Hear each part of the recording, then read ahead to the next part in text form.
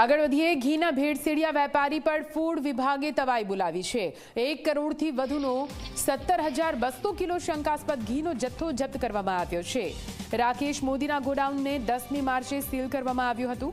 આપને જણાવી દઈએ, ગોડાઉનમાંથી બટરની જગ્યાએ પામતેલનો જથ્થો મળી આવ્યો હતો। રાજેશ્વરી ઘી નકલી હોવાની ફૂડ વિભાગને શંકા હતી। ગોડાઉનમાંથી 11 સેમ્પલ લઈને ચકાસણી માટે મોકલવામાં આવ્યા હતા। મહત્વનું છે કે પાટણમાં ગત 10મી માર્ચે આરોગ્ય વિભાગે રાજેશ્વરી ડેરી પ્રોડક્ટમાં દરોડા પાડ્યા હતા અને તે સમયે ગોડાઉન માલિકને હાજર થવા માટે આદેશ કરતા હાજર નહોતો થયો। ત્યારે હવે આ ગોડાઉનના માલિક રાકેશ મોદી હાજર થતા ગોડાઉનનું સીલ ખોલીને તપાસ હાથ ધરવામાં આવી। ફૂડ વિભાગની તપાસમાં પેઢીની અંદરથી પામ કર્નલ ઓઇલનો મોટો જથ્થો મળી આવ્યો। પેઢી માલિકે દાવો કર્યો કે તેઓ બટરમાંથી ઘી બનાવે છે, પરંતુ પેઢીમાં બટરનો જથ્થો ન મળતા પ્રાથમિક દ્રષ્ટિએ ઘીમાં તેલની ભેળસેળની શંકા લાગતા સેમ્પલ લઈને તપાસ માટે મોકલવામાં આવ્યા।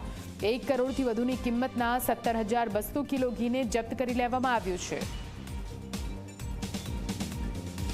પાટણ ખાતેથી શ્રી રાજેશ્વરી ડેરી પ્રોડક્ટ્સ નામની એક ઘી બનાવતી ફેક્ટરીમાં દરોડો પાડીને ત્યાંના માલિક શ્રી રાકેશભાઈ પાસેથી લગભગ 17 ટન જેટલું ભેળસેળિયું ઘી પકડી પાડેલ છે, જેની બજાર કિંમત 1 કરોડથી પણ વધારે થાય છે।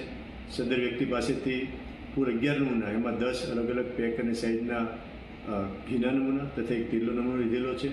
અને આ વ્યક્તિ આ જે ઘી છે એ મહાસાગરના નામથી માર્કેટ કરતા હતા અને એક બટરમાંથી બનાવીને ઘી બનાવતા હોવાનું જણાવતા હતા, પણ એમના ગોડાઉન ફેક્ટરીમાંથી બટરનો કોઈ જથ્થો મળેલ નથી।